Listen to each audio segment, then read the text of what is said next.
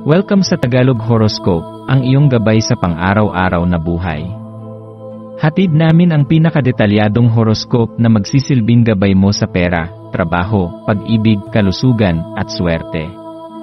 Naway magtagumpay sa buhay ang lahat ng ating tagapakinig at subscribers sa buong mundo.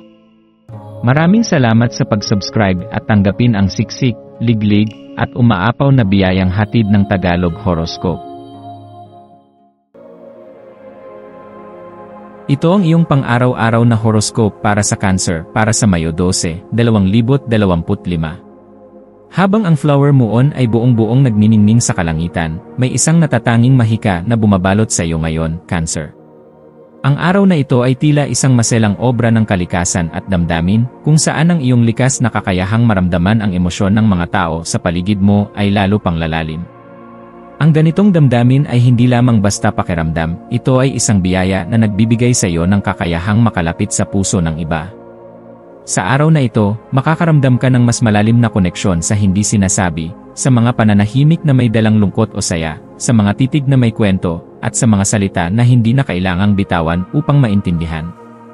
Ang panloob mong pakiramdam ay tila lalakas pa, at dadalhin ka nito sa mas malalim na paglalakbay ng pag-unawa, hindi lamang sa iba kundi higit sa lahat sa iyong sarili. Habang sumasabay ang iyong damdamin sa agos ng araw, makakaramdam ka ng masidhing pagnanais na maunawaan ang mga pinanggagalingan ng mga nararamdaman mo.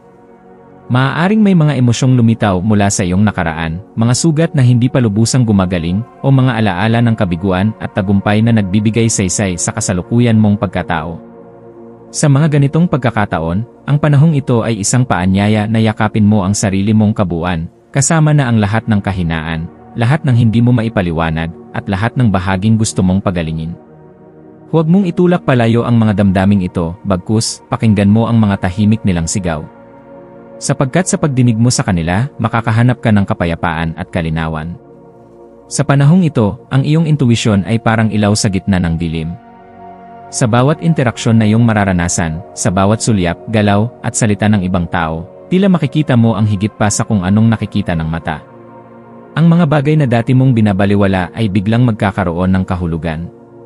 Ang mga tanong na matagal mo nang bitbit ay magkakaroon ng sagot, hindi mula sa labas, kundi mula sa sarili mong katahimikan at pakikinig sa iyong kalooban.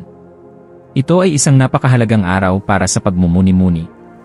Bago ka gumawa ng anumang mahalagang desisyon, bigyan mo ang sarili mo ng panahon upang manahimik at makinig sa pintig ng iyong damdamin. Ang mga ganitong sandali ng pagninilay ay kadalasang nagbibigay liwanag sa mga tanong na hindi natin alam na nais nating sagutin. Hindi kailangang minadali ang mga bagay. Minsan, ang tunay na karunungan ay makikita lamang sa mga sandaling hinahayaan nating umupo ang ating puso at isip sa katahimikan. Hindi mo kailangang ipilit ang sagot, kusa itong darating kapag handa ka nang marinig ito. At sa mga ganitong sandali rin, mas mauunawaan mo kung anong klase ng relasyon ang gusto mong panatilihin, kung anong direksyon ang gusto mong tahakin, at kung anong mga pangarap ang talagang nagbibigay saysay sa'yo. Sa araw na ito, bukas ang iyong espiritu sa pakikisalamuha. Yakapin mo ang diwa ng pakikipagkapwa-tao. Ang simpleng pag-abot ng tulong, ang pagtanggap ng bisita, ang pagkukwento ng iyong karanasan, at ang pagdinig sa kwento ng iba, lahat ng ito ay makatutulong hindi lamang sa kanila, kundi sa iyong kaluluwa rin.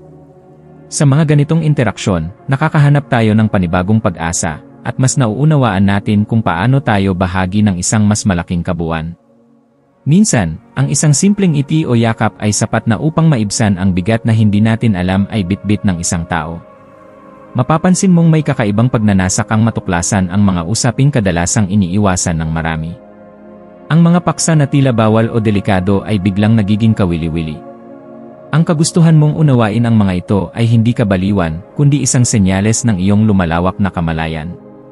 Ang iyong puso ay naghahanap ng katotohanan, kahit gaano pa ito kaiba o kasalimuot. Hayaan mong ang iyong damdamin ang maging gabay mo sa pagtuklas na ito. Sa bawat bagong ideya na iyong masasalubong, may bahagi sa sarili mong matutuklasan mo rin. Maaaring sa isang simpleng usapan o diskusyon, matuklasan mo ang lakas na matagal nang nasa loob mo, ngunit hindi mo lang noon pinapansin. Sa mga tahimik na sandali ng pag-iisa, hayaang lumipad ang iyong mga pangarap sa ilalim ng mahiwagang liwanag ng flower moon. Isipin mo kung ano ang maaaring naghihintay sa iyo kapag hinayaan mong maging bukas at totoo ang iyong sarili sa mga koneksyon mo sa iba. Ang pagbubukas ng puso, kahit minsan ay nakakatakot, ay siyang susi upang makapasok ang liwanag sa mga sulok na dati ay madilim. At sa pagtahak mo sa landas ng iyong mga pangarap, dalhin mo ang kabaitan, pagiging mapagkumbaba, at matibay na paninindigan sa iyong puso. Ito ang mga sangkap na kailangan mo upang mabuo ang buhay na inaasam mo. Para sa araw na ito, ang maswerteng kulay ay asul na malalim, isang kulay na sumisimbolo ng kapayapaan, karunungan, at katapatan. Ang maswerteng numero ay 2, 5, at 21, mga numerong sumasalamin sa balanse, pagbabago, at pagtuklas. Ang maswerteng gawain ay ang pagsusulat ng mga damdamin sa isang journal, pagninilay sa isang tahimik na lugar, at pakikipag-usap ng bukas sa isang taong matagal mo nang hindi nakakausap. Ang mga simpleng gawain na ito ay may kakayahang palalimin pa ang iyong pagkilala sa sarili at sa iyong mga pangarap. Ang payo sa iyo ngayong araw ay ito, huwag mong katakutan ang lalim ng iyong nararamdaman. Sa halip, yakapin mo ito, pagnilayan, at gamitin itong gabay upang umusad sa tamang direksyon. Maging mapanuri pero huwag maging mapanghusga. Buksan mo ang iyong sarili sa mga ideyang hindi mo pa nasusubukan, at hayaang ang iyong kabutihang loob at pagkamaunawain ang maging ilaw mo sa iyong mga ugnayan. Kapag pinili mong kumilos mula sa pagmamahal at kabutihan, walang landas ang hindi mo kayang tahakin. Sa pagtatapos ng araw na ito, dalhin mo ang mga bagong pananaw at damdaming iyong natuklasan bilang bahagi ng iyong patuloy na paglalakbay. Ang bawat sandali ng pagninilay, bawat pakikipag-usap, at bawat damdaming dumaan ay may layuning buuin ka. Maraming maaari pang mangyari, at marami ka pang madidiskubre, hindi lamang sa paligid mo kundi lalo na sa loob mo. Ang iyong emosyon ay hindi kahinaan, kundi isang biyayang magdadala sa iyo sa mas makulay at mas makabuluhang landas. Magpahinga ka ng may kapayapaan ngayong gabi, at magpasalamat sa liwanag ng buwan na gumabay sa iyong puso. Naway patuloy mong maramdaman ang pagyakap ng universo sa iyong paglalakbay.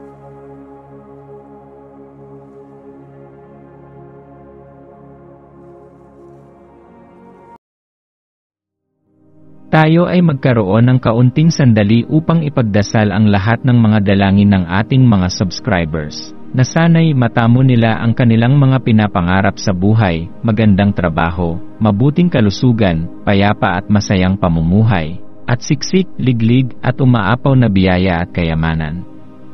Ipinagdarasal namin ng mataimtim ang lahat ng mga komento sa nakaraang video, at hinihiling namin, Panginoon, na pagpalain mo ang ating mga subscribers ng masayang buhay sa mundong ibabaw. Maraming salamat po. Maraming salamat sa panonood ng iyong horoscope ngayon araw. Naway gabayan ka ng mga bituin sa iyong landas. Huwag kalimutang mag-like, share, at subscribe para sa iba pang cosmic na kaalaman.